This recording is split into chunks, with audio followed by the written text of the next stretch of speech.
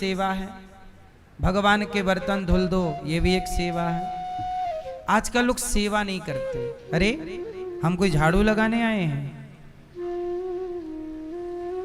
सेवा करना सीखिए मेरी माँ। आजकल बेटा अपने बाप की सेवा नहीं करता। एक सच्ची घटना घट गई हमारे देश में। एक बूढ़े बाप ने अपने बेटे पर केस कर दिया। जज साहब के सामने गए। जज ने कहा, बाप से तुमने अपने पुत्र पर केस क्यों किया है, क्या चाहते हो? पिता ने कहा, जज साहब मैं अपने बेटे से हर महीने 1000 रुपए चाहता हूं, ये मुझे 1000 खर्चा दिया करे महीने का। बेटा बोला, जज साहब मेरे पिता को 25,000 रुपए महीना मिलता है पेंशन। तो जज ने पूछा बूढ़े बाप से कि जब तुम्हें 25,000 रुपए महीने का पेंशन मिलता है तो 25,000 में तो तुम्हारा खर्चा खूब चल जाएगा, महीने का, बुढ़ापा है, घर भी तुम्हारा खुद का। बेटे ने कहा, पिताजी के पास खुद का घर है, अब घर भी खुद का है, 25,000 महीना भी आ रहा है, क्या कमी है, अब खाओ। क्यों बेटे को परेशान कर रहे हो? महीने का तुम कह रहे हो 1000 रुपए, क्या करोगे 1000 रुपए का? तब बूढ़ा बाप रोते हुए बोला, जज साहब मुझे 1000 रुपए चाहिए और खाते पे नहीं। बेटे से कहो कि वो मेरे पास 1000 रुपए कैश लेकर के आया करे। और जज साहब बेटे से कहो कि महीने में जब एक बार मेरे पास 1000 रुपए लेकर आए तो कम से कम 1 घंटा मेरे से बात करे। जज साहब मुझे अपने बेटे से 1000 रुपए लेने की जरूरत नहीं है, परंतु इस बेटे की जब से मैंने शादी की आज 5 साल हो गए, इसने कभी ये जानने की कोशिश नहीं की कि मेरा बाप जिंदा है कि मर गया। 5 साल हो गए, पोता हो गया है, इसका बच्चा हो गया है, मैंने आज तक अपने पोते का मुंह नहीं देखा।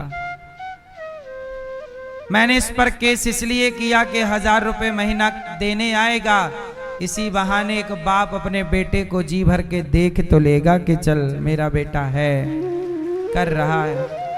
इसकी शक्ल देखने को तरस गया हूं। इसके पास अपने बाप को टाइम देने के लिए पैसा, टाइम देने के लिए, समय देने के लिए इसके पास समय नहीं है।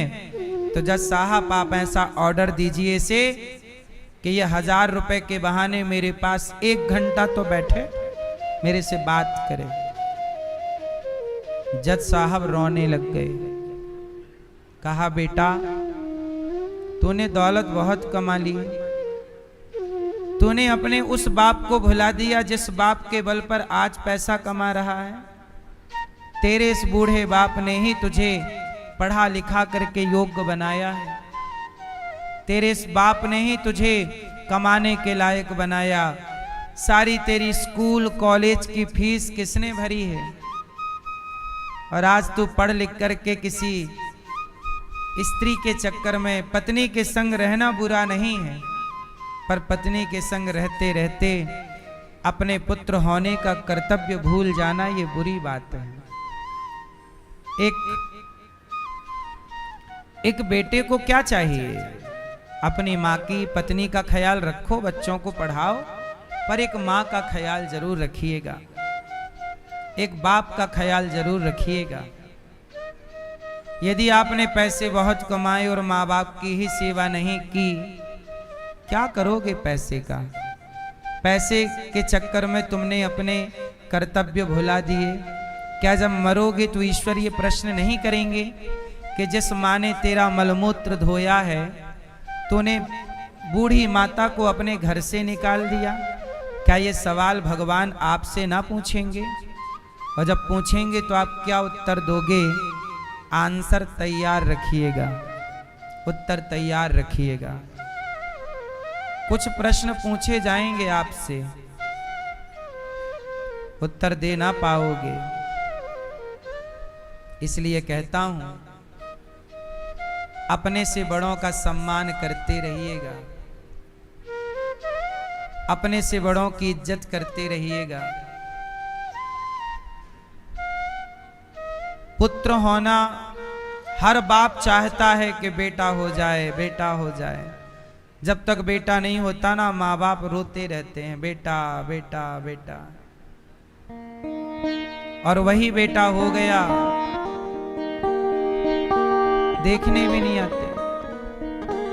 दिल्ली में एक माँ मरी, दिल्ली में एक माँ मर गई। बेटा अमेरिका रहता था, 2 बेटे थे। तो जब माँ मरी तो बाप ने बोला कि बेटा तेरी माँ चली गई है, जल्दी से तुम दोनों आ जाओ। तो एक बेटा आया, तो बाप ने पूछा कि बेटा तेरा बड़ा भैया कहाँ है? बड़ा नहीं आया, तू आ गया। तो छोटे बेटे ने कहा पिताजी माँ मरी है तो मैं आया हूं, वो अभी बड़े भैया नहीं आए, वो आपके मरने पे आएंगे। हम दोनों ने बांट रखा है कि माँ मरेगी तो छोटा जाएगा और बाप मरेगा तो बड़ा, क्योंकि दोनों एक साथ नहीं आ सकते ना, क्योंकि हम लोग वहां थोड़ा बिजी ज्यादा हैं। अमेरिका में व्यस्त बहुत रहते हैं, काम बहुत है ना, काम। बाप रो पड़ा, राम राम। इन्हें अमेरिका जाने योग्य भी इसी बाप ने बनाया है, इन्हें कमाने धमाने के लायक भी इसी बाप ने बनाया है। आज बच्चे बांट रहे हैं कि माँ मरेगी तो तुम चले जाना, मतलब माँ बाप के मरना भी औपचारिकता निभा रहे हैं बच्चे, फॉर्मेलिटी है। ये रही रिश्तों की हालत, आज के युग में ये हालत है रिश्तों की।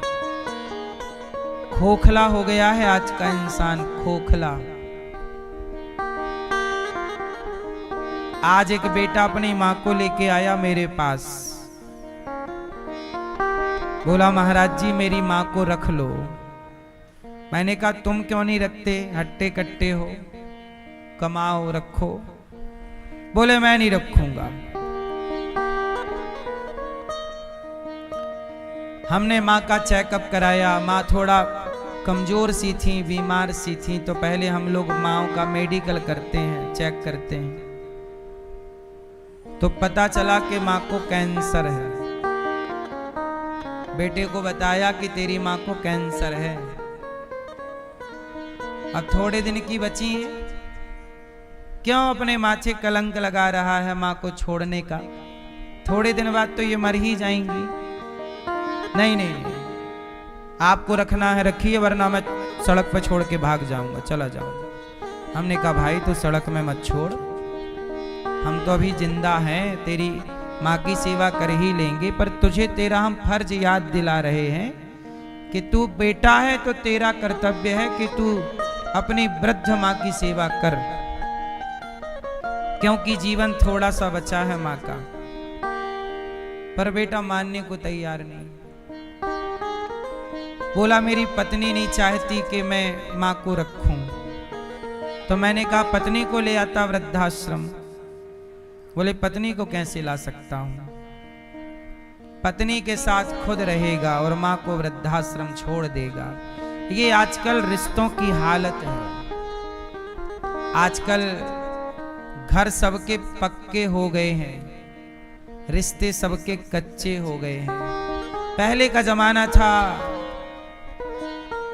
2000 से पहले, 1999 1985, उस जमाने में लगभग सबके घर कच्चे होते थे, लगभग सबके घर कच्चे होते थे। घर सबके कच्चे थे पर रिश्ते सबके पक्के थे। उस जमाने में वृद्धाश्रम नहीं थे, ना के बराबर, रिश्ते बड़े पक्के थे। आजकल सबके घर पक्के हैं, रिश्ते बहुत कच्चे हैं। आजकल रिश्तों को कोई गंभीरता से ले ही नहीं रहा है। रिश्ते मजाक जैसे चल रहे हैं।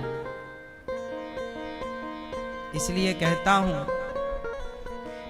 अपने माँ बाप के प्रति कम से कम ईमानदार रहिएगा। अपने उस माँ के साथ तो गद्दारी मत करिएगा जिसने तेरा मलमूत्र धोया है। अपने बाप के साथ तो दगा मत करना भाई, दगा मत कीजिएगा। ईमानदार रहो रिश्तों में। आजकल रिश्तों में भी लोग ईमानदार नहीं हैं। पत्नी के साथ पति ईमानदार नहीं है। ये बात सबके लिए नहीं है, कुछ स्त्री और कुछ पुरुष के लिए।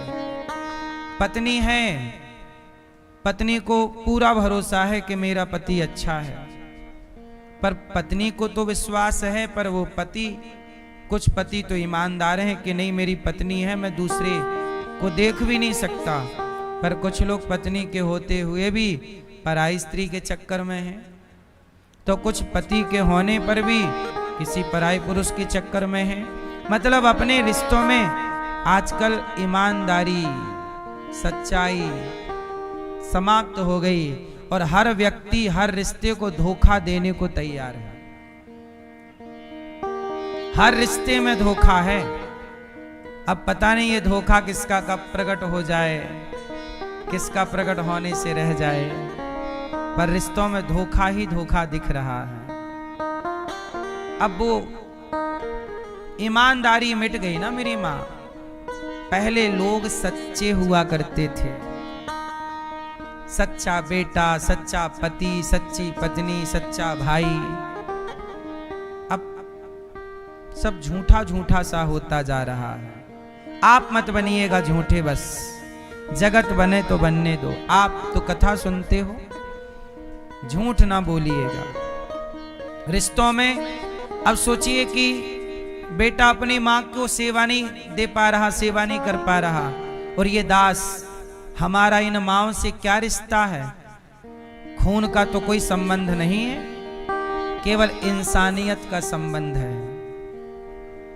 हमारे अंदर की इंसानियत अभी जिंदा है। इन बेटों की इंसानियत मर गई जो अपनी माँ को छोड़ने आ गए।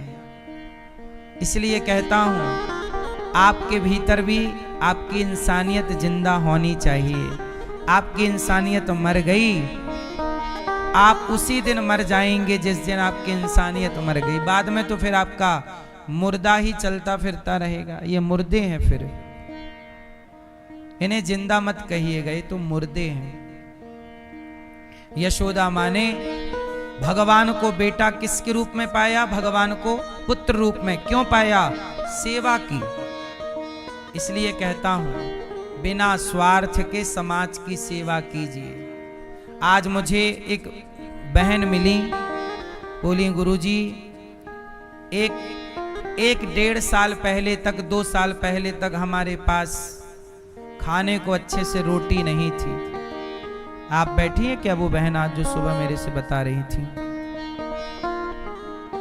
बोली 1 साल पहले तक खाने को रोटी नहीं थी, और 1 साल में ही कथा सुनने के बाद, कथा सुनी और पता चला कि हमें दान करना चाहिए, तो हम जो भी कमाते थोड़ा सा, 1 रोटी हमने किसी को भूखे को बुला के खिलाना शुरू कर दिया।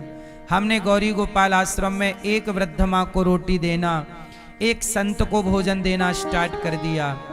1 साल 1.5 साल के अंदर ही भगवान ने हमें सब कुछ दे दिया। ये किसकी महिमा है? दान की। इसलिए कहता हूं कि जो कमाओ पहले किसी भूखे के लिए निकालो। इसलिए आपसे कहता हूं, थोड़ा सा हमारी गौरी गोपाल आश्रम में जो माताएं रहती हैं, इन माँओं को आप खिलाकर खाया करो। यहाँ संतों का भोजन होता है, संतों को भोजन दिया करो। जब आप किसी के बारे में सोचते हैं तो भगवान आपके बारे में सोचना शुरू कर देते हैं। जब आप ही किसी के बारे में नहीं सोचते तो भगवान आपके बारे में क्यों सोचेंगे? इसलिए जरूर सोचिएगा, सहारा बन सको किसी का तो बनिएगा। यही कमाई, यही पुण्य हमारे संग चलता है ना? भला करना चाहिए। अब बताओ, ये दास अनिरुद्ध उन माँओं की सेवा करता है जिनको बच्चे नहीं रखते, तो हम पाप कर रहे हैं कि पुण्य कर रहे हैं?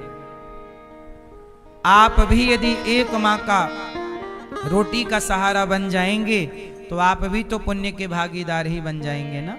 ये भी तो पुण्य है, इसलिए आप भी इस पुण्य से जुड़िएगा। यशोदा माँ कन्हैया को दूध पिला रही हैं, देवता स्तुति कर रहे हैं, ब्रह्मा जी पुष्प बरसा रहे हैं, नारद जी पुष्प, वाह यशोदा माँ तेरे भाग्य की सराहना कौन करे, जो सबका पेट भरने वाले आज उनको तू तृप्त कर रही है मैया, तेरे भाग्य की सराहना कौन करे। हे यशोदा माँ, आपने माँ होने का यश पाया है, भगवान की माता होने का यश पाया है। अब तो आपको ब्रह्मा जी भी प्रणाम करेंगे, आपको शिव भी प्रणाम करेंगे, देवताओं की ऋषि मुनियों की तो कहें ही क्या। जगत के लिए पूज्य बन गई माता यशोदा, क्योंकि जगत के पालनहार की माता होने का सौभाग्य जो पा लिया है, और ये सौभाग्य किसके बल पर पाया है? संतों की सेवा। इसलिए दास अनिरुद्ध ने भी माताओं की, संतों की, गुरुकुल में बच्चों की, गौ माता की, आप भक्त कोई भी आए वृंदावन गौरी गोपाल में सबको भोजन, आप सबकी सेवा, ये दास ने इन हाथों से सेवा ही की है। मैंने अपने इन हाथों को सेवा करके ही साफ किया है। आप अपने हाथ को निरमा साबुन से साफ करते हो। मुझे लगता है शरीर की शुद्धि निरमा साबुन से नहीं, सेवा से ही तन की शुद्धि होती है। शरीर का मैल शरीर और मन में, और जो जीवन में पाप का मैल है, वो सेवा के जल से ही धुलता है। सही है गलत है?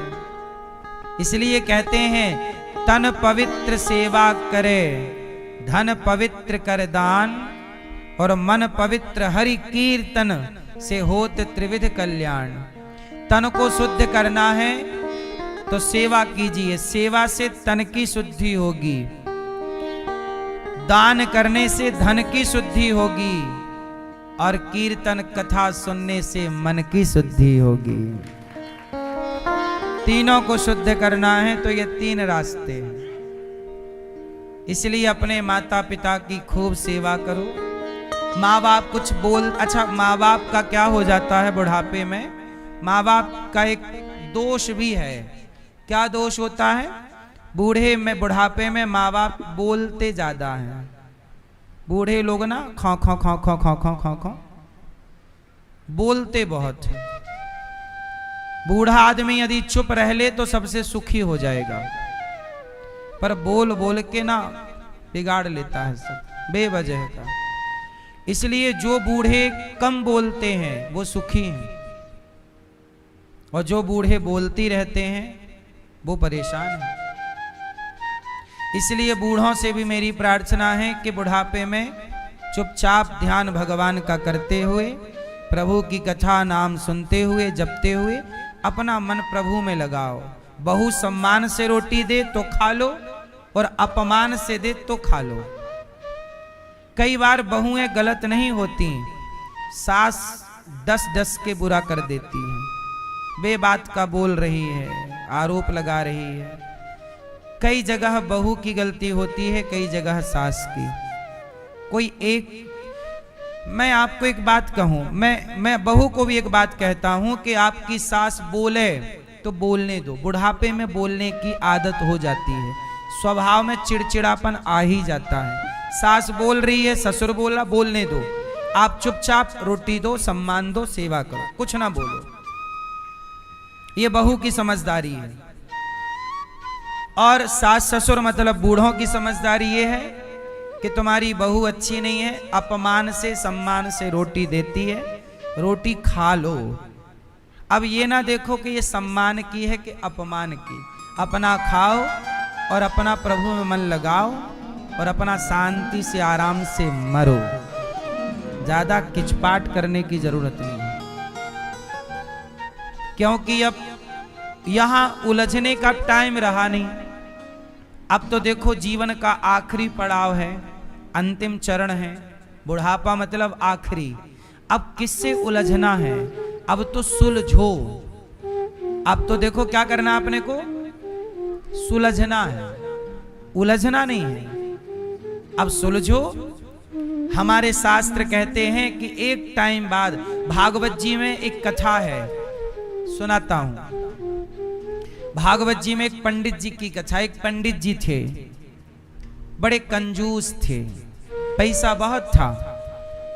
क्या मजाल के पत्नी कपड़े पहन ले अच्छे से, पत्नी को ना कपड़े पहनाते ठीक ठाक से, ना बच्चों को ठीक खिलाते पिलाते, बड़े कंजूस। बच्चों ने देखा पिता पैसा बहुत है पर देते कुछ नहीं हो। एक दिन क्या हुआ, बच्चों ने और पत्नी ने योजना बनाई कि बूढ़े बुढ़े को ना निपटाओ। पैसा बहुत रखा, देता कुछ नहीं है, ना खाने दे रहा, ना पहनने दे रहा, कुछ नहीं। योजना बनाई कि इसको निपटाओ। अब उसके बच्चों ने क्या किया, बूढ़े बाप को मार लगाई, पंडित जी को मारा। और जब मारा, पंडित जी समझ गए तो मार डालेगा।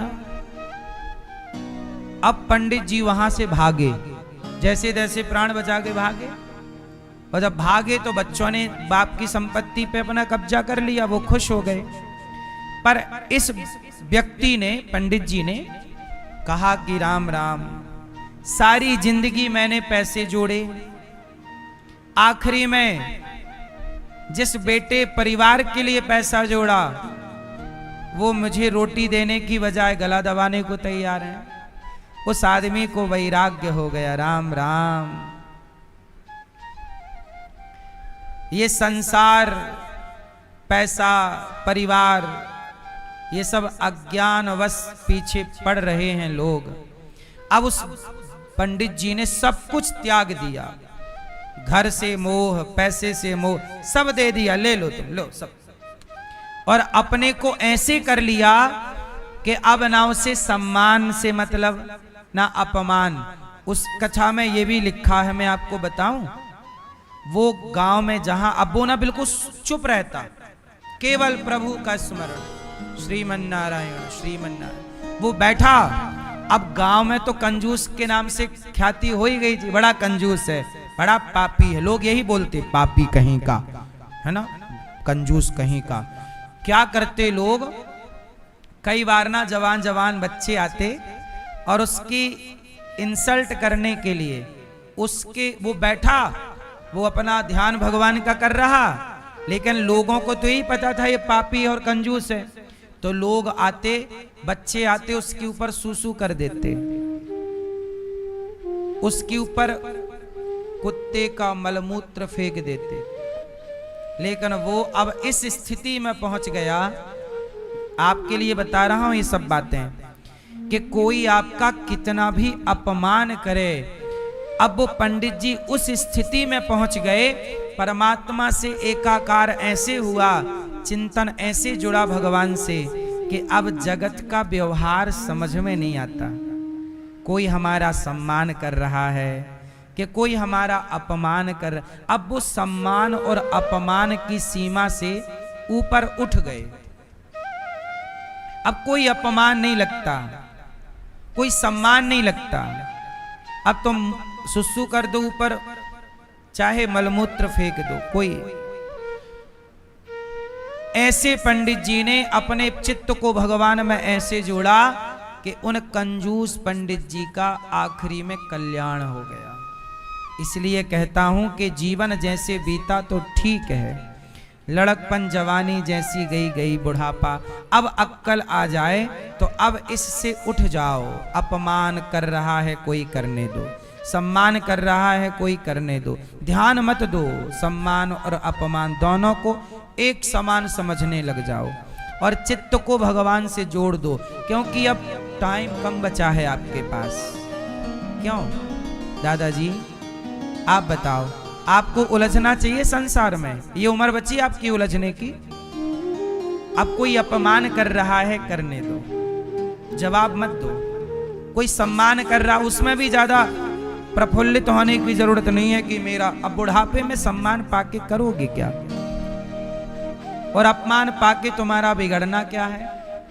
अब तो जगत का व्यवहार छोड़ो, संसार में दो ही चीजें हैं, या तो सम्मान या तो अपमान। ये दुनिया के लोग या तो आपको सम्मान दे सकते हैं या तो अपमान देंगे, तीसरा देंगे क्या, है ही नहीं कुछ। इसलिए इन सब से आपको चित्त हटा लेना चाहिए और पूरा ध्यान भगवान का, क्योंकि ये समय बीत रहा है, गई बहुत थोड़ी रही। तो बच्चों को चाहिए कि माँ बाप कुछ बोलें तो आप रिस्पॉन्स मतलब रिप्लाई ना करो उस बात का।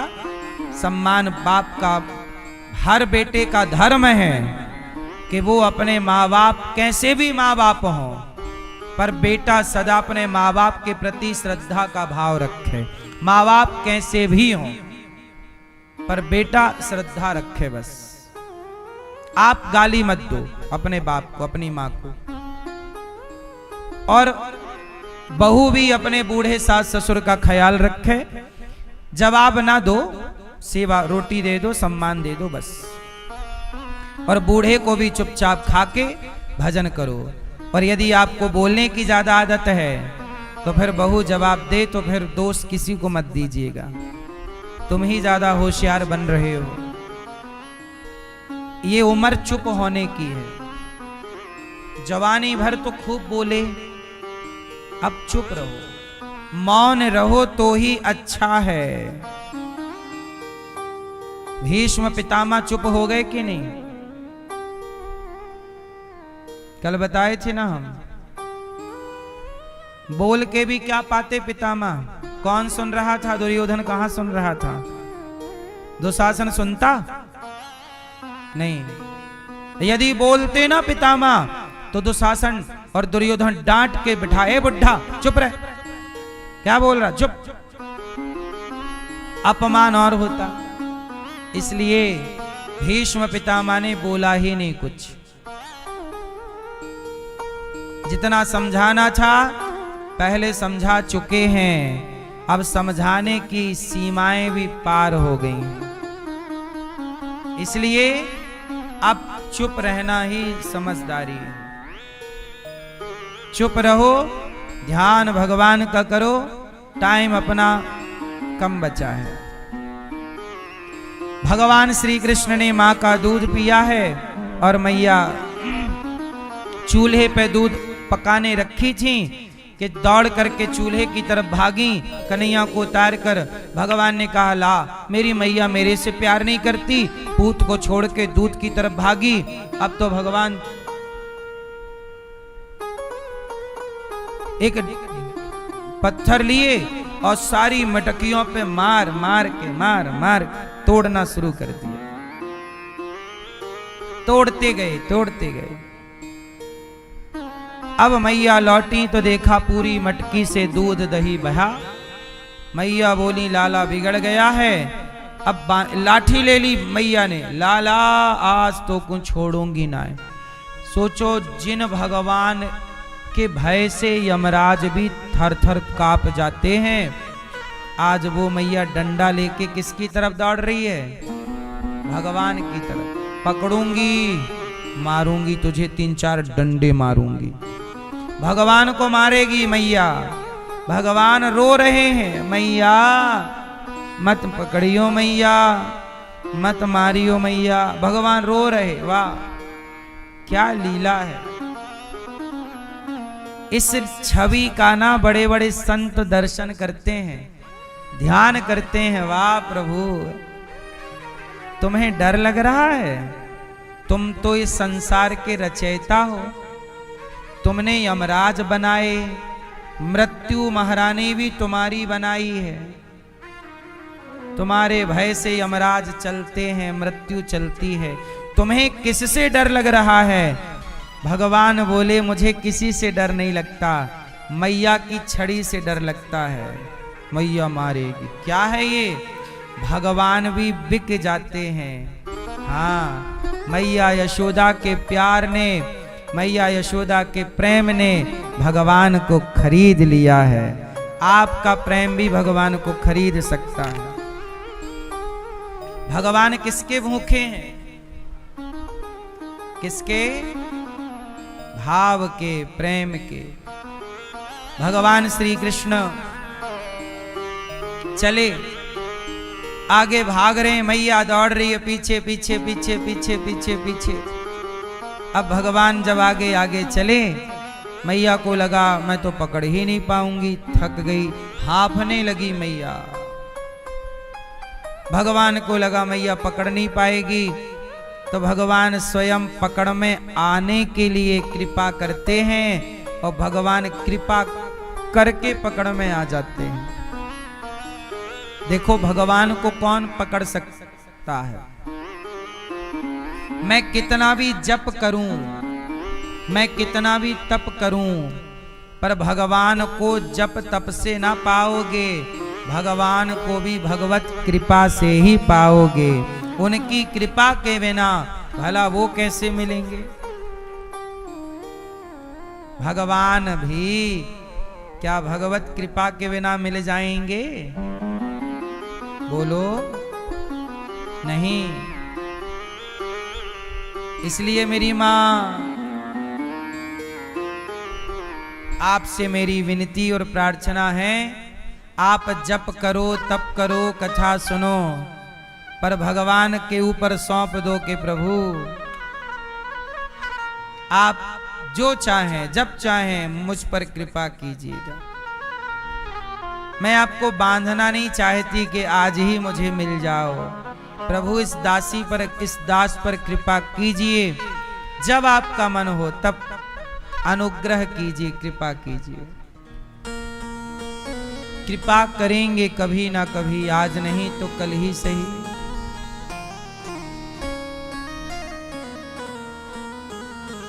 आज भगवान ने, मैया ने पकड़ लिया और बांधने चली उखल से, तो जब बांधी तो 2 अंगुल रस्सी कम पड़ गई।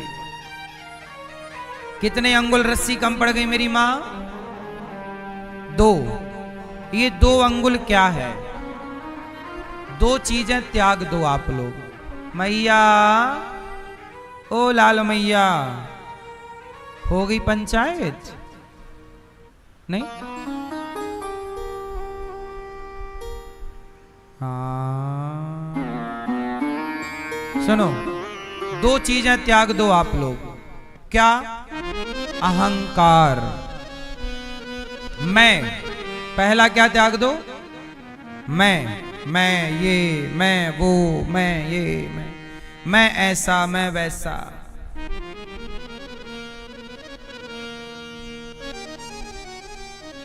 इस मैं को त्याग देना अच्छा है। किसको त्याग देना? जोर से। मैं।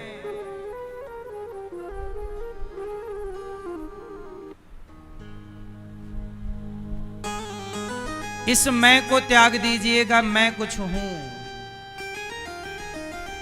जब तक अहंकार का पर्दा रहेगा तब तक भगवान नजर आएंगे ही नहीं। अच्छा ये बताओ, मेरे और आपके बीच में यदि ये पर्दा आ जाए तो क्या मैं आपको देख सकता हूं कि आप मुझे देख सकते हैं? ऐसे ही भक्त और भगवान के बीच में एक पर्दा है। जैसे आप बिहारी जी जाते हो ना, तो पर्दा लगता है, फिर पर्दा खुलता है, फिर लगता है। तो बिहारी जी का पर्दा खुला तो आपने दर्शन किए। तो बिहारी जी ये कहना चाहते हैं कि पगले, मैंने तो अपना पर्दा खोल दिया, अब ये बता, मैंने अपना पर्दा हटा दिया, अब ये बता कि तू अपने घमंड का पर्दा कब हटाएगा? तू भी तो अपना हटा। और जब आपके अहंकार का पर्दा हटेगा ना मेरी माँ, तो भगवान आपके सामने ही है। पर्दा है केवल घमंड का। इसलिए कहता हूं, भक्त को चाहिए कि वो अपने अहंकार को समाप्त करे और मैं की जगह क्या लाए?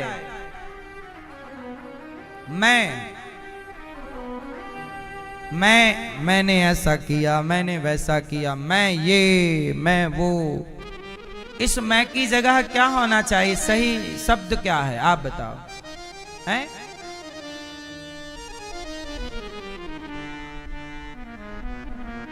मैं ही मैं, इसकी जगह क्या होना चाहिए आप बताओ। आप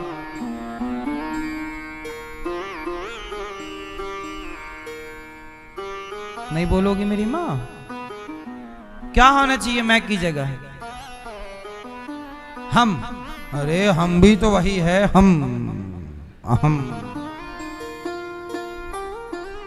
क्या होना चाहिए मैं की जगह हैं? आप बताओ भैया। मैं ही मैं की जगह होना चाहिए, तू ही तू, आप ही आप। हे प्रभु, जहां आपको मैं शब्द बोलना पड़े वहां दास लगाओ। मैं वहां गई नहीं, ये दासी वहां गई। मैंने ये किया नहीं, इस दासी ने, ये प्रभु ने इस दासी से ये करवाया। मैंने किसी को भोजन कराया नहीं, इस दास ने, इस दास से प्रभु ने किसी को भोजन कराने की सेवा करवाई। मैंने नहीं, प्रभु आपने की है। मेरा तो सिर्फ नाम है। हर जगह मैं की जगह क्या हो? आप। मेरी मैं की जगह आप हैं प्रभु, और मैं की जगह दासी, दास। मैं दास हूं। मैं कौन हूं? दास। और इस मैं को डिलीट कर दीजिए अपनी डिक्शनरी से। मैं नहीं, प्रभु जो है आपने करवाया।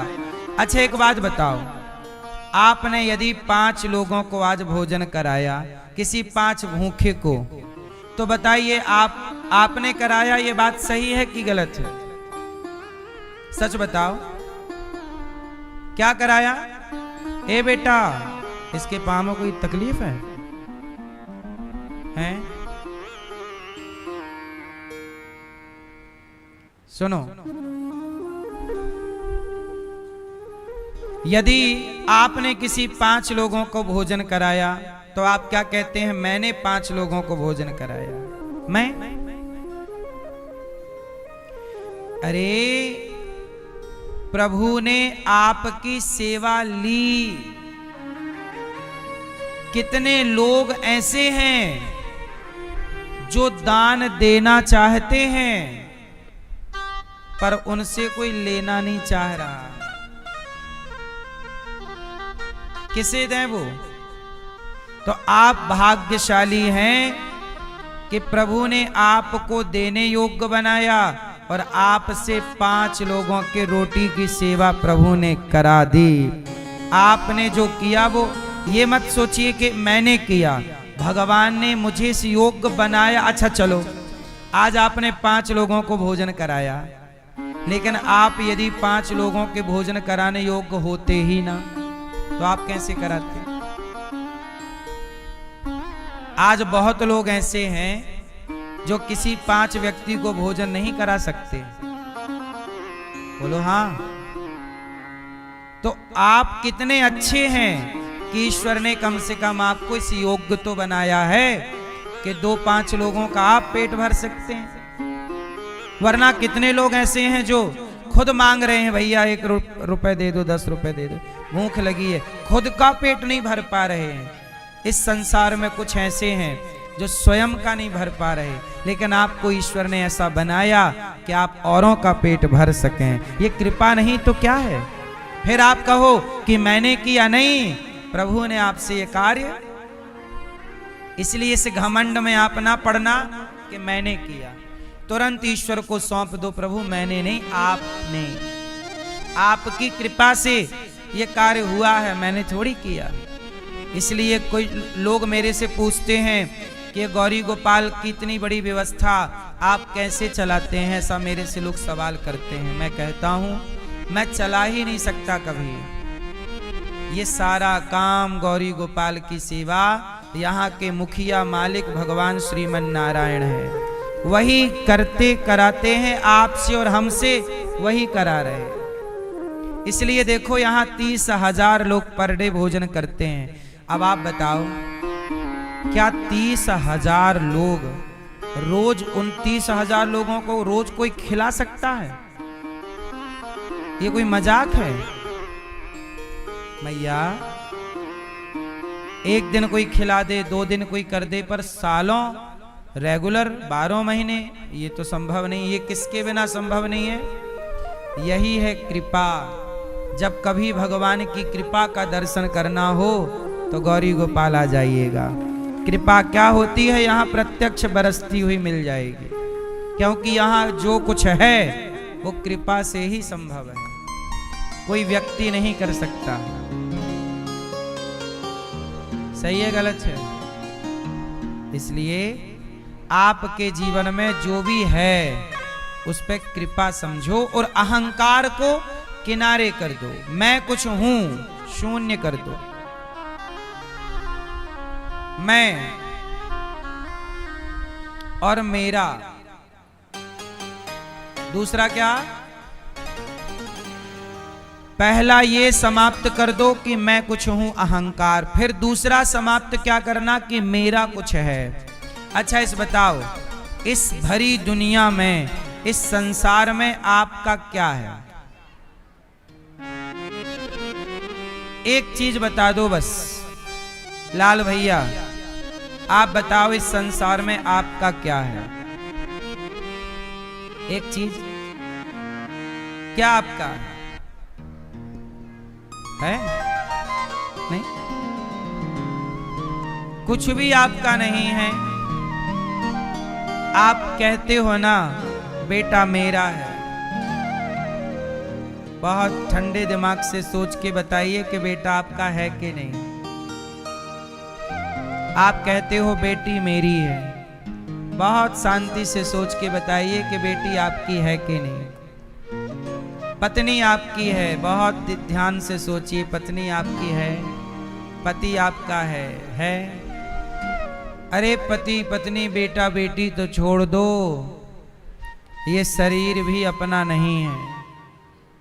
अनिरुद्धाचार्य का ये जो हाथ है, एक दिन ये हाथ चिता पे जल जाएगा, ये आंख चिता पे जल जाएगी, ये चमड़ा जल जाएगा चिता पर, पांव जल जाएंगे, ये सब बाल वाल सब जल जाएंगे चिता पर।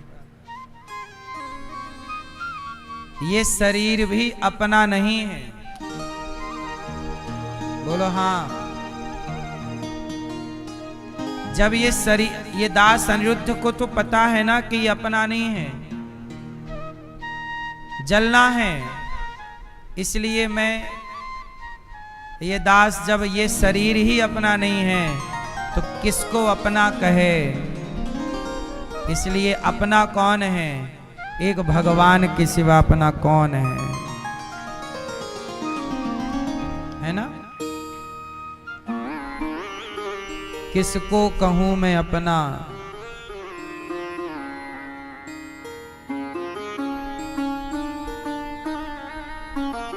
किसको कहूं मैं अपना, किसको कहूं पराया।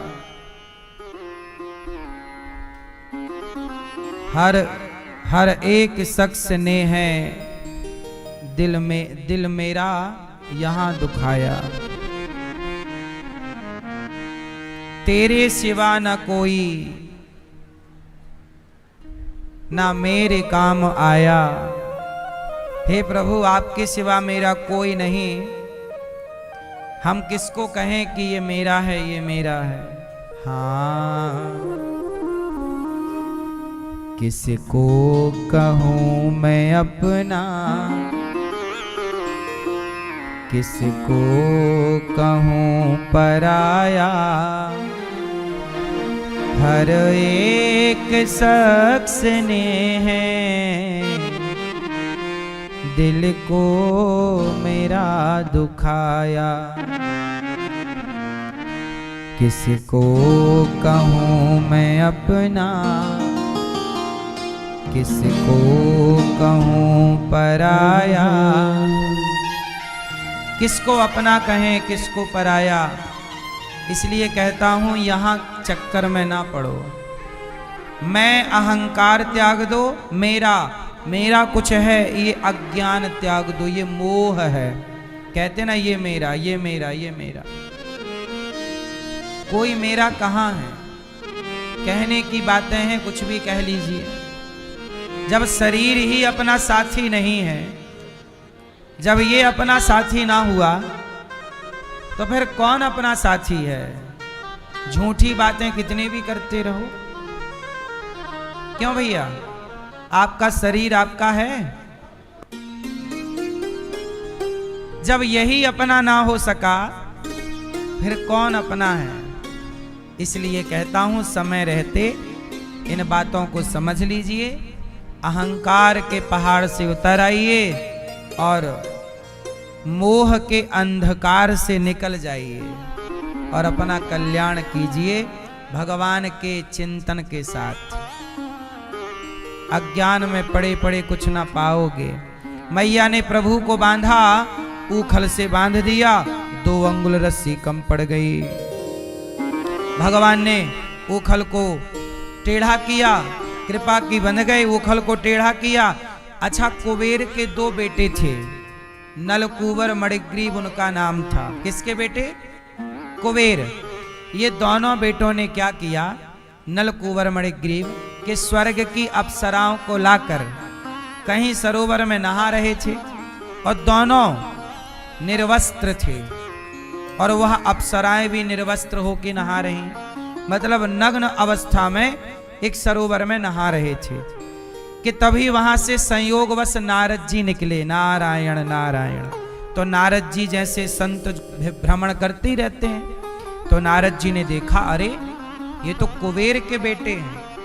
और जैसे ही नारद जी को देखा तो अप्सराओं ने तो कपड़े पहन लिए, पर ये दोनों ऐसे ही नग्न खड़े रहे, संत का सम्मान नहीं किया। संत जी ने कहा, अरे ठूंठ, तुम ठूंठ की तरह, पेड़ की तरह खड़े हो, जाओ तुम वृक्ष हो जाओ। कुबेर के दोनों पुत्रों को नारद जी ने शाप देकर वृक्ष बना दिया। चरणों में गिर पड़े, महाराज अपराधी हूं, क्षमा कर दो।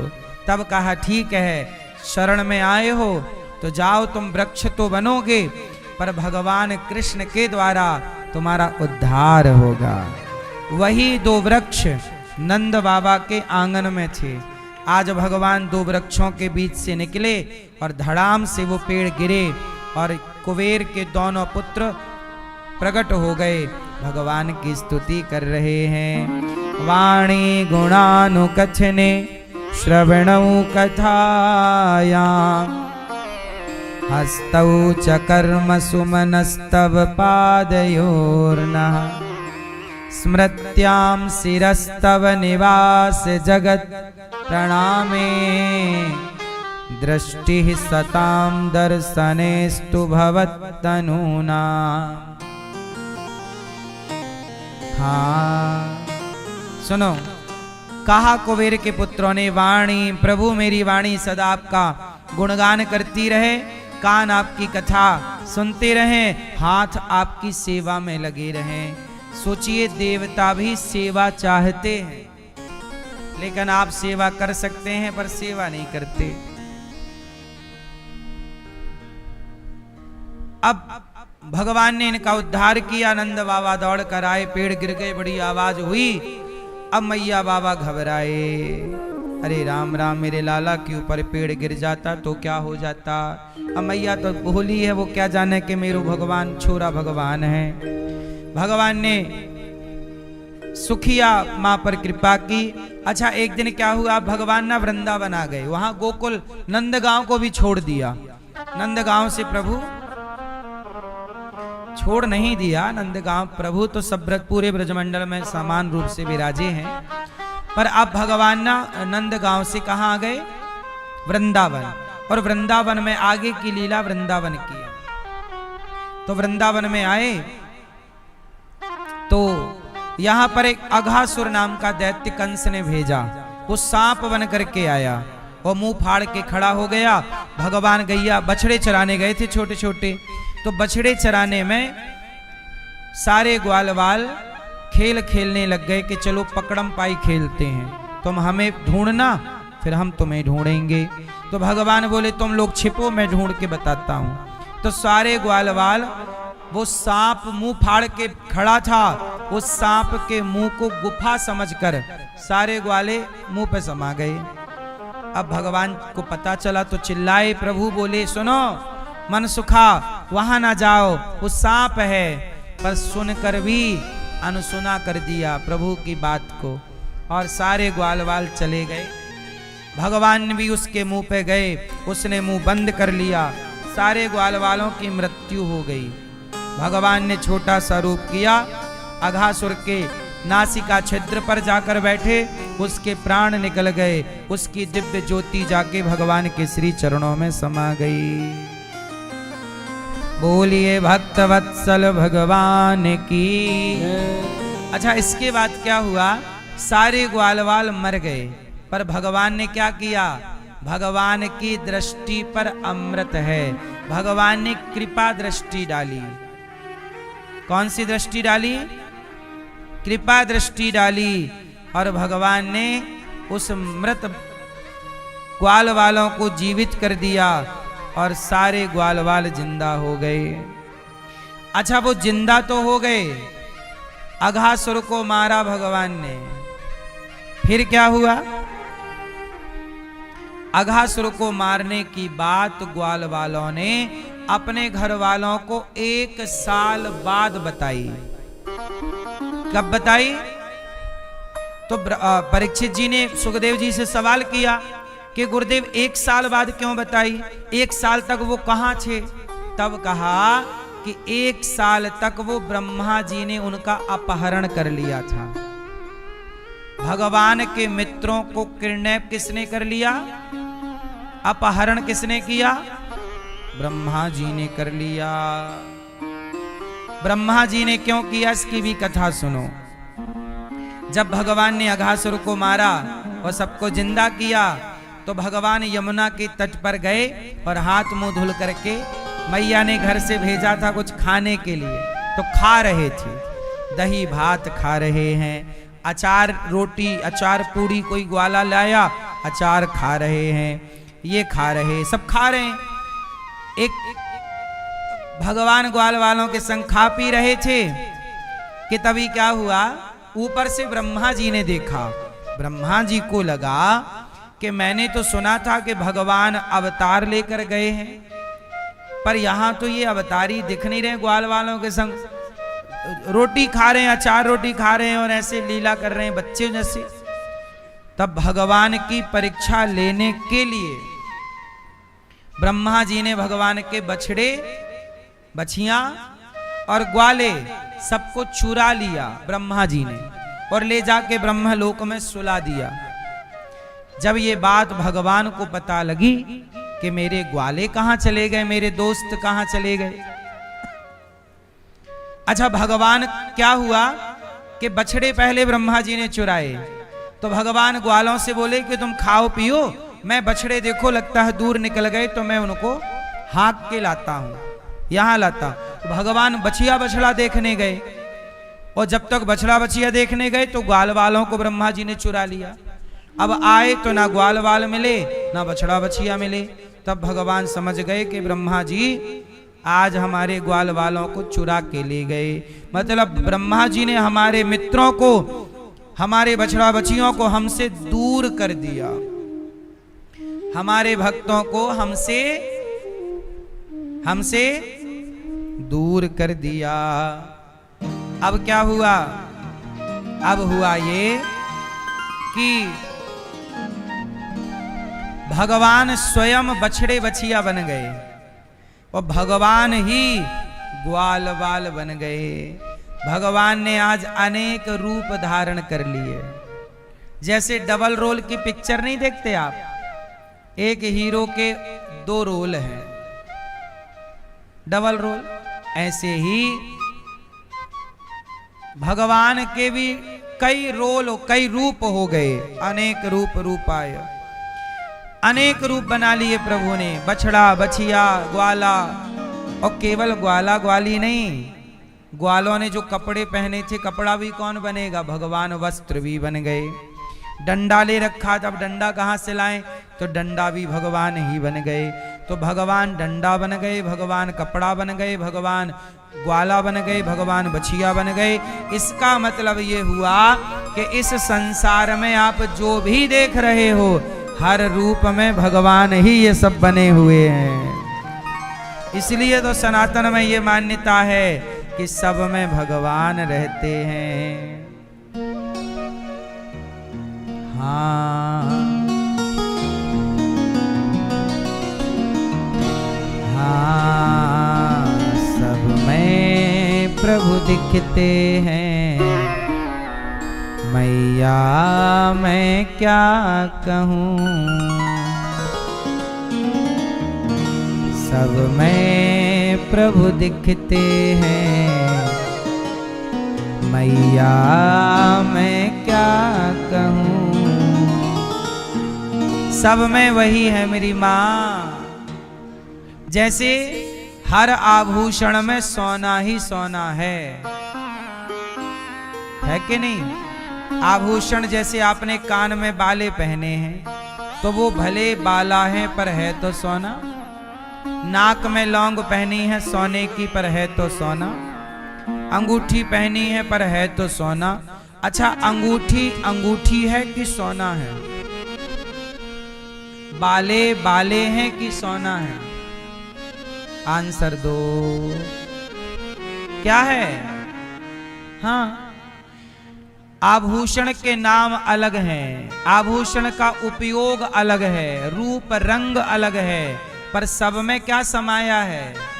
ऐसे ही पेड़ पौधा, जीव जंतु, पशु पक्षी, हर रूप में वही मेरे प्रभु ही प्रभु समाये हुए हैं। अच्छा, एक बात बताओ, आपके अंदर से भगवान निकल जाएं तो आप रह जाओगे? बाबूजी, आपके अंदर यदि भगवान है कि नहीं, आत्मा के रूप में कौन बैठा है, और वही भगवान आत्मा निकल गई तो आप ना रह जाओगे, लोग ले जाके जला देंगे। तो आप भी आप तब तक हैं जब तक आपके अंदर वह परमात्मा है, और वो भगवान निकल जाए तो आप क्या बचोगे? मेरे अंदर से भगवान निकल जाएं तो क्या बचेगा? ऐसे ही तो आप में आप कहाँ हो? आप में तो भगवान ही हैं। अच्छा, ये बताओ, आपकी आंखों से आप देखते हो कि भगवान देखते हैं? अच्छा, ये बताओ, आप में आप कहाँ हो? बाबूजी, आप हो कि भगवान है? यदि भगवान निकल गए, बोलो हाँ, आत्मा निकल गई, तो आप देख पाओगे? नहीं। तो ये बताओ, जब आत्मा थी आपके अंदर है, तो आप देखते हो कि भगवान देखते हैं? हाँ, बता तेरे मुख से कौन बोलता है? बता तेरे मुख से कौन बोलता है? तू बोलता है या वो बोलता है? बता तेरी नजरों से कौन देखता है? अच्छा, ये प्रश्न का उत्तर दो। बताओ, आपकी आंख से आप देखते हो कि भगवान? क्योंकि आप, चलो आप ढूंढ के बताओ कि आप में आप कहाँ हो। ढूंढो, अपने को ढूंढो। चलो बाबूजी बताओ, क्या नाम है आपका? हैं? रामपाल। अच्छा, आप ही हैं? सुनो, तो ये बताओ कि आप में आप कहाँ हो? आप में कौन है? भगवान। भगवान निकल जाएंगे तो आप में आप क्या रह जाओगे, है ना? तो फिर आप हो कि नहीं हो? इसलिए मेरा अस्तित्व शून्य है। मेरा अस्तित्व क्या है बाबूजी? आपका और मेरा अस्तित्व क्या है? शून्य। मेरे और आपके भीतर कौन है? भगवान। वो निकल जाए तो फिर मैं ना रह जाऊंगा और आप ना रह जाओगे। इसलिए ये जो आंखें हैं, इन आंखों से मैं नहीं देखता, भगवान देखते हैं। इन कानों से, हाँ, बता तेरे कानों से कौन सुनता है? तू ही सुनता है या ये सुनता है? बता तेरे वाणी से कौन बोलता है? बता तेरे मुख से कौन बोलता है? तू बोलता है या वो बोलता है?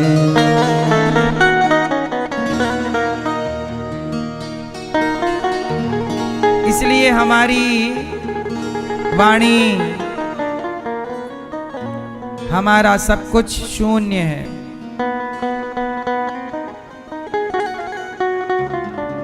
हाँ,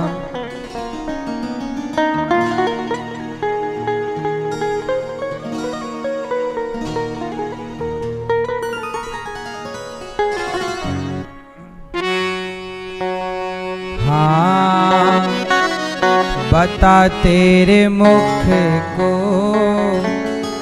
कौन खोलता है? तू बोलता है या प्रभु बोलता है?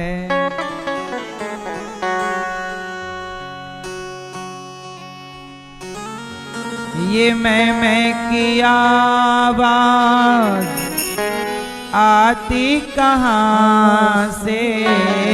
ये मैं की आवाज आती कहाँ से? कौन है वहाँ वाणी आती जहाँ से? कौन है वहाँ वाणी आती जहाँ से? कुछ तो बता अगर तुझको पता है। अच्छा ये बताओ, बोलो राम, बोलो राम। अच्छा ये बताओ, ये आवाज जो है आपके वाणी से आई, ये आवाज कहाँ से आ रही है? कुछ लोग हैं, सब सेट है, पर बोल नहीं पा रहे। आवाज हाँ आ नहीं रही है, बोल रहे हैं नहीं निकल रहा। हाँ हाँ ऐसे नहीं बोलते। सब ठीक है, पर आपको आवाज है, किसी के अंदर आवाज कहाँ से आ रही है? आवाज कोई बताएगा? हाँ, तू बोलता है या तेरा मुख बोलता है? बताओ कौन बोलता है? हाँ,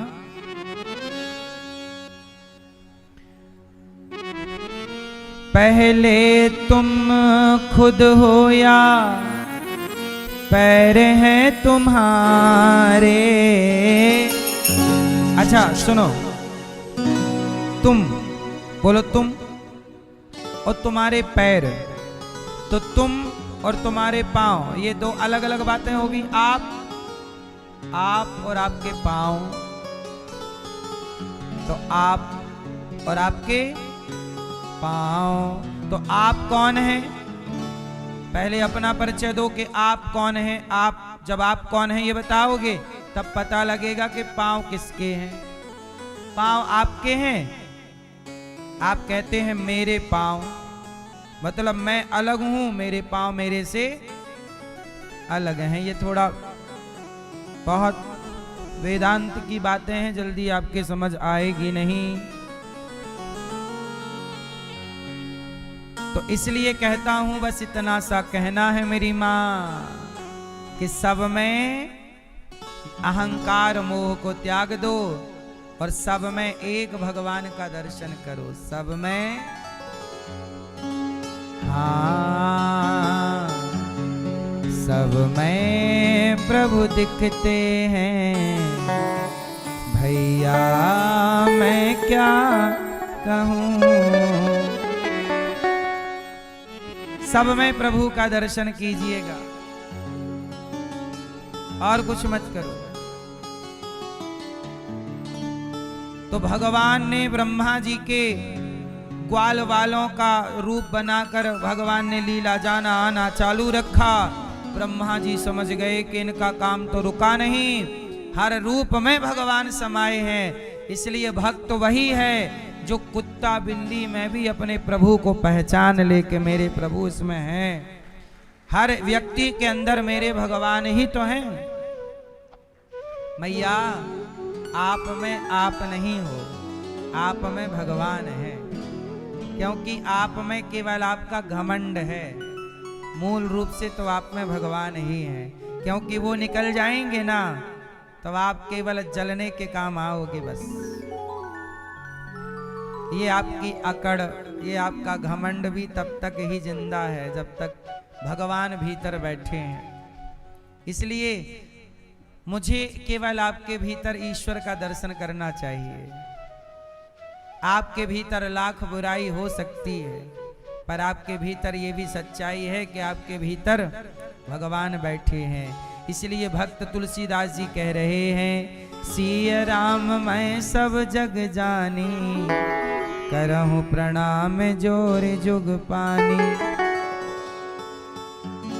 सर्वम खलविदम ब्रह्म, सब में ब्रह्म परमात्मा। भगवान ने ब्रह्मा जी आए स्तुति किए, नौमीड्यते प्रवपुषे तडिदंबराय, गुंजावतंस परिविच्छल सन्मुखाय, वन्यस्रजे कवलवेत्र विषाण वेणु, लक्ष्मस्त्रिये मृदुपदे पशुपांगजाय। सब में प्रभु दिखते हैं मैया, मैं क्या कहूँ। भगवान की स्तुति ब्रह्मा जी ने की, चरणों में गिरे, भगवान ने क्षमा। जब राधा जी से विवाह ब्रह्मा जी ने प्रभु का कराया तब भगवान ने क्षमा किया। धेनुकासुर पर भगवान ने कृपा की। कालिया नाग, कालिया नाग यमुना जी को दूषित कर रहा था, सारा पानी गंदा जहरीला। भगवान ने गेंद का खेल खेलने गए, काली दह पे खेलन आयो री मेरो, बारो सो कन्हैया, काहे की वन गेंद बनाई, काहे को बनायो, है ना। भगवान ने काहे की गेंद, काहे का बल्ला, काली दह पर खेलन आयो री मेरो, बारो सो कन्हैया। खेलत गेंद गिरी यमुना में, खेलने में गेंद कहाँ गिरी, खेलत गेंद गिरी यमुना में। ग्वाला बोले कि हमें गेंद चाहिए, भगवान बोले दूसरी नहीं नहीं वाही गेंद चाहिए।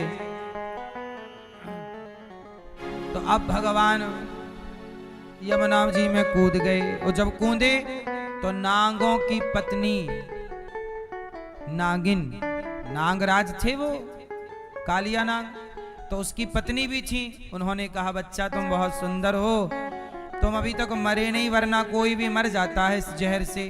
भगवान बोले हम मरने नहीं आए, मारने आए हैं। भगाया कि आप जाओ बच्चा जाओ। कालिया नाग की फनों पे चढ़ गए भगवान, प्रहार करने लगे। कालिया नाग ने भगवान को बांधना चाहा, पूंछ से पकड़ लिया, कस लिया भगवान को। जो फुलाया भगवान ने अपना शरीर, कालिया नाग की नस नस ढीली पड़ गई। कालिया नाग से भगवान ने कहा तुरंत अपना बोरिया वस्त्र बांधो, यमुना जी खाली करके जाओ, यहाँ अतिक्रमण ना करो, जाओ यहाँ से, जल को गंदा ना करो। कालिया नाग को रमण द्वीप में भेजा, कहा कि ये गरुण जी खा जाएंगे हमें। भगवान ने कहा मेरे चरणों के चिन्ह तुम्हारे मस्तक पर हैं, अब तुम्हारे को गरुण जी कुछ नहीं कहेंगे, जाओ। कालिया नाग को विदा किया और यमुना जल को पवित्र किया। द्वापर में भी यमुना जी को कालिया नाग ने अपवित्र कर रखा था, जहरीला। और आज भी देखो यमुना जी को नालों के जहर ने अपवित्र कर रखा है। इसलिए तो भक्त कहते हैं आजा कलयुग में लेके अवतारे ओ गोविंद, आजा कलयुग में लेके अवतारे ओ गोविंद, अपने भक्तों की सुन ले पुकारे ओ गोविंद। आजा कलयुग में लेके अवतार ओ गोविंद, अपने भक्तों की सुन ले पुकार ओ गोविंद। यमुना का पानी तो से करता सवाल है, तेरे बिना देख जरा कैसा बुरा हाल है। यमुना का पानी तो से करता सवाल है, तेरे बिना देख जरा कैसा बुरा हाल है। काहे तूने तोड़ लिया प्यारे ओ गोविंद, काहे तूने तोड़ लिया प्यारे ओ गोविंद, अपने भक्तों की सुन ले पुकार ओ गोविंद।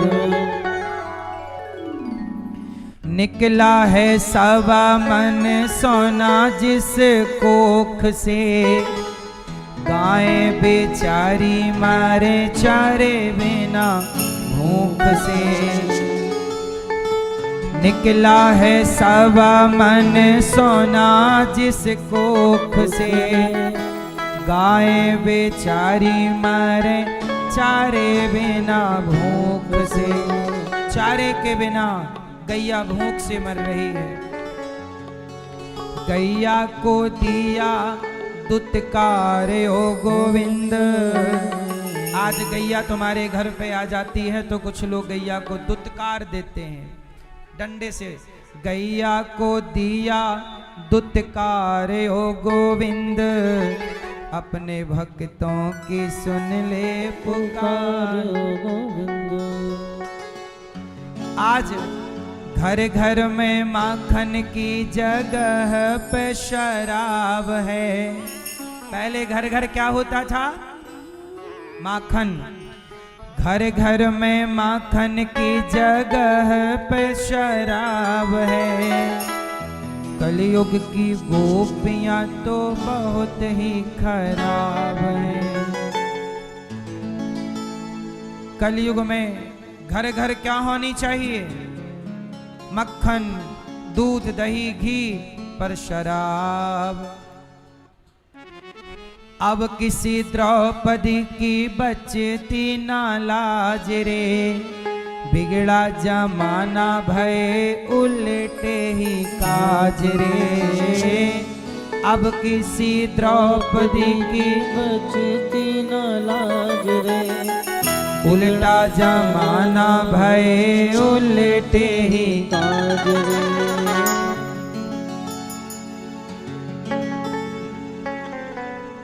उल्टा जमाना है। अब द्रौपदी की लाज नहीं बच रही है। प्रभु आजा कलयुग में लेके अवतार ओ गोविंद, अपने भक्तों की सुन ले पुकार। पुकार गोविंद। तो अब भगवान आप आओ और यमुना जी का जल शुद्ध करिए, आप ही आएंगे, अब कोई नहीं सुनता। तो भगवान से भक्त प्रार्थना कर सकता है, तो हम तो प्रार्थना करते रहते हैं कि प्रभु आप ही अपनी गाय की रक्षा कीजिए, आप ही अपने इस सनातन धर्म की रक्षा कीजिए, आप ही गंगा यमुना की रक्षा कीजिए। भगवान आप ही बच्चों को सद्बुद्धि दीजिए कि वो अपने माँ बाप की सेवा करें। अब गौरी गोपाल आश्रम में तो देखो माताओं की सेवा भला बेटा करने को तैयार होता तो फिर ये स्थिति क्यों आती। आज देखिए गौरी गोपाल आश्रम में यहाँ पर वो माएँ हैं जिन माओं को अपने रखने को तैयार नहीं है। आज हम आपका परिचय एक माँ से कराते हैं। मैया कहाँ से आई हो मेरी माँ? छत्तीसगढ़ औरदा। छत्तीसगढ़ औरदा। तो आप गौरी गोपाल में यहाँ रहती हैं, यहाँ कोई कष्ट तो नहीं है? सुखी हैं? कोई तकलीफ नहीं है कोई तकलीफ। घर की याद नहीं आती? क्या याद करके क्या करेंगे गुरुजी। कितने बच्चे हैं आपके? 4 लड़की 1 लड़का। 4 लड़की है, हाँ 1 लड़का। 1 लड़का है। तो 4 बेटियां हैं, तो क्या बेटियां आपकी सेवा नहीं करती? बेटी करती है तब बेटा झगड़ा करती है ना, माँ को मत रखो। अच्छा, बेटा नहीं करने देता। तो आपका बेटा ऐसा क्यों है कि आपकी सेवा नहीं करता? बेटा आपका नहीं करती है। आपको क्यों नहीं रखना चाहता? नहीं रखती है ना, झगड़ा करती है तो कौन और बहू कैसी है? बहू नहीं करती है। बहू अच्छी है? अच्छी है। बहू अच्छी है। हाँ, बेटा ही नहीं चाहता आपको, तो क्यों ऐसा? बेटा एक ही बेटा है, एक तो ऐसा क्यों है? आप देखो पीछे देखो। पोता है आपके बच्चे? पोते हाँ, बच्चे बेटे के बेटा? 2 पोता। तो उन लोग नहीं आपको बुलाते? अभी तो अमन बाहर में रहती है ना। बड़े बड़े हैं पोता भी? हाँ पढ़ रही है। तो वो नहीं बुलाते आपको? नहीं बुलाते हैं। बेटे ने कभी आपसे फोन नहीं किया कि माँ आ जाओ, हमसे गलती हो गई? नहीं करा। नहीं बुलाया। माँ का एक बेटा है और 4 बेटियां हैं। माँ बेटी के घर, यदि ये माँ बेटियों के घर जाती हैं तो बेटा लड़ाई करता है बहनों से हाँ कि रखो मत। भाई के घर जाए ले भाई को झगड़ा करती है। तो बेटियां जो हैं वो भी फिर नहीं चाहती आपको रखना, क्योंकि भाई मना कर देता है। हाँ भाई झगड़ा करेगा तो थोड़े रखेंगे। बेटा है इनका, रखना नहीं चाहता माँ को। बेटियां रखना चाहती हैं तो उनको भी मना कर देता, तुम मत रखना। बेटे का जोर बस मेरे पास नहीं चलता, नहीं मेरे से फोन लगा के कहे तुम भी मत रखना मेरी माँ को। लेकिन यहाँ तो भैया कहते हैं ना, दरबार में बंसी वाले के दुख दर्द मिटाए जाते हैं, दुनिया के सताए लोग यहाँ सीने से लगाए जाते हैं। ये धाम तो प्रभु का है, यहाँ बेसहारा माँओं को सहारा मिलता है। मैया आप यहाँ रहती हो, यहाँ आपको कोई तकलीफ तो नहीं है? कुछ तकलीफ नहीं है। खुश हैं? खुश है, आनंद है। कोई कष्ट नहीं है? नहीं है। बहुत खाना पीना मिलता है समय से? सब चीज मिलती है। दवाई? दवाई डॉक्टर रोज आती है, खाना सब मिलती है। आपको यहाँ रहने के हमने कोई पैसे तो नहीं लिए? नहीं हैं? नहीं लिया। इन माओं से 1 रुपए नहीं लेते। आप लोग जो सहयोग करते हैं, आप सबके सहयोग से ऐसी बेसहारा माओं को सहारा मिलता है। आप भी इन माओं के बेटा बेटी बनिएगा। और कल का नाश्ता, आज का नाश्ता हमारी एक मैया जी ने आकर के सभी माओं को आज का नाश्ता कराया। सभी माओं को गुलाब जामुन और इडली सांभर का नाश्ता मैयाओं को कराया। कल का नाश्ता आप लोग माओं को दे सकते हैं, कल का भोजन आप माओं को दे सकते हैं। 1 गिलास रात्रि का दूध माओं को, 1-1 गिलास सभी माओं को दे सकते हैं। एक माँ को 1 साल के लिए आप भोजन देने का संकल्प ले सकते हैं। एक माँ को आप गोद ले लीजिए। एक माँ को आप यदि गोद लेना चाहें 1 साल के लिए, 2 साल के लिए, तो आप जरूर इन माँओं के बेटा बेटी बनिए और माँओं को गोद लेकर माँओं की सेवा से जुड़िएगा। माँओं को भोजन, यहाँ पर यदि आप भी इन माँओं को भोजन नहीं देंगे तो कौन देगा? बच्चों ने तो घर से निकाल ही दिया है। तो यहाँ पे संतों का भोजन भी होता है, संतों का भोजन भी आप दे सकते हैं। देखो ये संत लोग हैं, नित्य प्रति यहाँ आते हैं, सबको भोजन मिलता है। आप भी इन संतों के भोजन में सहयोगी जरूर बनिएगा यदि बनने योग्य हैं तो। कल का संतों का भोजन आपकी ओर से होना चाहिए, यही भाव रखिए। आपके बेटा बेटी के जन्मदिन पर, शादी की सालगिरह पे हजारों संतों के यदि आप भोजन देंगे तो कितना बड़ा पुण्य होगा। आज यहाँ पर भक्तों की तरफ से भक्तों की तरफ से संतों को रोटी बांटी गई। कल का अन्न क्षेत्र आप कराइएगा कि कल आप संतों को ये सेवा करेंगे और आप कल की रोटी अपनी ओर से बंटवाएंगे। संतों को भोजन दीजिए आप यदि दे सकते हैं तो। यहाँ पर गौ सेवा होती है। गाय को 1-1 ट्रॉली चारा, 1 ट्रॉली ना सही 1 मन 10-5 किलो चारा भी आप सहयोग करना चाहें तो जरूर दीजिएगा। गाय की सेवा हरे चारे से आप कीजिएगा। कल 1 ट्रॉली चारा, कल संपूर्ण भोजन गाय का आपकी ओर से हो। यदि आप चाहें तो गाय की चारे की सेवा से आप जुड़ सकते हैं। 1 ट्रॉली हरा चारा। गाय की सेवा आप भी नहीं करेंगे तो कौन करेगा, इसलिए आपको करनी चाहिए। 1 ट्रॉली भूसे की सेवा आप कर सकते हैं। 1 टैंकर पानी गाय को आप दे सकते हैं। गाय की ये हरा चारा आप गाय को दे सकते हैं। जरूरी नहीं है कि आप 1 ट्रॉली ही दें। यदि आपकी क्षमता 5-10 किलो चारा देने की है तो 2-4 गायों को, अब जैसे गौरी गोपाल गौशाला में सैकड़ों गाय हैं तो 2-4 गाय को आप पेट भर भोजन दे सकते हैं, जो आपकी क्षमता हो। यहाँ पर मैं एक दास अनिरुद्ध एक विद्यालय बना रहा है, कक्षा 1 से लेकर 12वीं तक CBSE बोर्ड का एक विद्यालय बन रहा है, जहाँ पर 5 से 7 हजार बच्चे निःशुल्क पढ़ेंगे। देखो काम चल रहा है, कॉलम खड़े होने लग गए हैं, तैयारियां चालू हो गई हैं। अभी नींव का काम चल रहा है, नींव डल रही है। आपसे मेरी विनती है, प्रार्थना है कि आप भी गौरी गोपाल विद्यालय के निर्माण में सहयोगी बनिए, ताकि इस विद्यालय में जो हजारों बच्चे पढ़ेंगे, इन बच्चों की शिक्षा में आपकी भी ये सहयोग की भूमिका रहेगी। भले 1 ट्रॉली ईंट का, 1 सीमेंट की बोरी का, कुछ सरिया का सहयोग जरूर कीजिए कि आपके और हमारे ना रहने पर भी ये शिक्षा का मंदिर तैयार रहे और बच्चों की सेवा करता रहे। तो ये विद्यालय गौरी गोपाल विद्यालय हमें इसलिए बनाना पड़ रहा है कि समाज में शिक्षा तो है, संस्कार नहीं है। हम इस देश को ऐसी शिक्षा देना चाहेंगे जहां शिक्षा भी हो और संस्कार भी हो, आधुनिक पढ़ाई भी हो और प्राचीनता का ज्ञान भी हो, है ना। दोनों बच्चे डॉक्टर, इंजीनियर, एडवोकेट, साइंटिस्ट भी बने, पर संस्कार अपना ना भूलें, अपनी सनातन संस्कृति याद रख के आगे बढ़ें। क्या बुराई है? इसलिए ये दास एक विद्यालय बना रहा है। और सबसे बड़ी बात यह कि ये विद्यालय निःशुल्क रहेगा।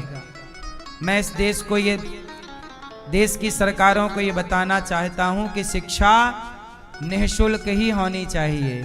हमारे भारत में एक जमाना था जब भारत में शिक्षा पूर्ण रूप से निःशुल्क हुआ करती थी। राम जी पढ़े, बताओ क्या शुल्क दिया वशिष्ठ जी को? कृष्ण जी पढ़े, क्या शुल्क दिया सांदीपनि जी को? चंद्रगुप्त मौर्य पढ़े, क्या शुल्क दिया चाणक्य को?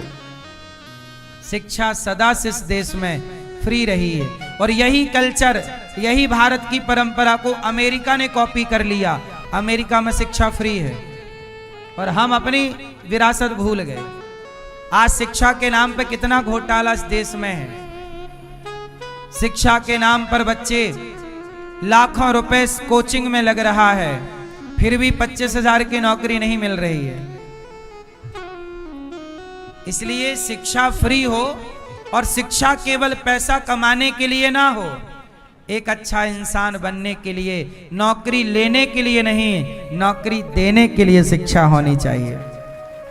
सेल्फ डिपेंड बनाए जो आपको, वही ना शिक्षा है। वो काय की शिक्षा जो आपको नौकर बना दे। इस थोड़ा सा बदलाव आप सब सहयोग करेंगे तो इस देश में ये बदलाव आ सकता है, ये क्रांति आ सकती है। लेकिन आप इस विद्यालय के निर्माण में एक क्लासरूम बनाकर आप दे सकते हैं बच्चों को। गौरी गोपाल आश्रम में आने वाले महीने में 101 गरीब बेटियों का विवाह होने जा रहा है। 2-4 बेटियों का आप, एक बेटी का आप कन्यादान करिएगा। अब सोचिए, गौरी गोपाल आश्रम में 318 माताएं यहाँ रहती हैं। अखंड रसोई, आप में से कितने लोगों ने प्रसादी पाई यहाँ रसोई में? कोई पैसा लगा? सोचिए, सबको निःशुल्क भोजन मिलता है। कोई भी आओ, दिन में आओ, रात को आओ, रात के 2 बजे जो आते हैं उन्हें भी भोजन मिलता है। क्या है ये? सेवा है। नर सेवा ही नारायण सेवा है। आपने भोजन किया, अच्छा लगा, आप तृप्त हुए ना, तो आप तृप्त नहीं हुए, आपके भीतर बैठे भगवान तृप्त हुए। वो भगवान की संतुष्टि है। इसलिए जीव सेवा, जगत सेवा ही जगन्नाथ की सेवा है। इसलिए कहता हूं, अन्नदान कर सकते हो तो कल की रसोई में आप भोजन बंटवाइए, थोड़ा सा अन्नदान कीजिए। करने योग्य हैं तो करिए। कल देखो ये लाइन लगी है ना भक्तों की, ये भोजन करने वाले भक्तों की लाइन है। भरा रहता है पूरा रैंप, आप देख सकते हैं। अखंड सेवाएं हैं यहाँ, 12 महीने की सेवा है। अभी भी आप देखो, सैकड़ों लोग भोजन कर रहे होंगे, सैकड़ों लोग खड़े हैं लाइन में। तो आप भी भोजन की सेवा से जुड़िए। वृद्ध माओ के बेटा बेटी आप बनिए। अपनों ने तो सहारा, अब देखो ये माँ है, अपनों ने साथ दिया होता तो माँ को यहाँ आने की क्या जरूरत थी। पर जब अपने सेवा नहीं करेंगे, अपने देखो, बेटा रोटी देता भी नहीं है और बेटियां रोटी देती हैं तो बेटियों को भी रोक देता है कि तुम माँ को रोटी मत दो। इससे बड़ा पाप होगा। खुद तो रोटी देता नहीं है, वो कोई दे रहा है उसे भी रोक रहा है, लेकिन आपको तो कोई नहीं रोक रहा है। आप तो रोटी माँ को दे ही सकते हैं। कल का भोजन, कल का नाश्ता आप कराइए, गाय की सेवा करिए, जो आपसे बने। मैया अब आप यहीं रहना, ये दास अनिरुद्ध आपका बेटा बनकर, हम सब आपके बेटा बेटी बनकर आपकी सेवा करेंगे। आओ, कुछ भक्तों ने नाम पहुंचाए हैं, आप भी नाम जरूर दीजिएगा। आपके नाम की घोषणा यहाँ से हो और प्रभु भी सुने कि आपने अच्छे कार्य में अपने आप को जोड़ा है। मुट्ठी भर नमक देने के योग्य हो आप तो बड़े एक मुट्ठी नमक का साथ दीजिए। भले एक रोटी का सहारा बनिए, पर बनिएगा जरूर। राधे राधे। बोलिए गौरी गोपाल भगवान की जय। बड़ी ही सुंदर सुंदर कथा का रसपान कर रहे थे। कुछ दानवीर महापुरुषों ने यहाँ पर चल रही सेवाओं में सहयोग के हाथ बढ़ाए हैं, अपने धन को धर्म से जोड़ा है। उन दानवीर महापुरुषों के हम नाम श्रवण करते हैं। अशोक भाई जी मलाड मुंबई से हैं और आप संपूर्ण सेवाओं में 72,000 रुपए की सहयोग राशि प्रदान कर रहे हैं। बहुत बहुत धन्यवाद, बहुत बहुत साधुवाद। लाल साहब सिंह जी सपरिवार महाराजगंज से हैं और आप भी संपूर्ण सेवाओं में 51,000 रुपए की सहयोग राशि प्रदान कर रहे हैं। बहुत बहुत धन्यवाद, बहुत बहुत साधुवाद। विमला देवी जी दिल्ली से हैं, आप भी 3,200 रुपए की सहयोग राशि प्रदान करके संतों के भोजन में सहयोग के हाथ बढ़ा रही हैं। बहुत बहुत धन्यवाद। सीमा जी फरीदाबाद से विशेष सहयोग 5,000 रुपए। ताराबाई जी मथुरा से हैं। अजीत कुमार जी बिहार से विशेष सहयोग।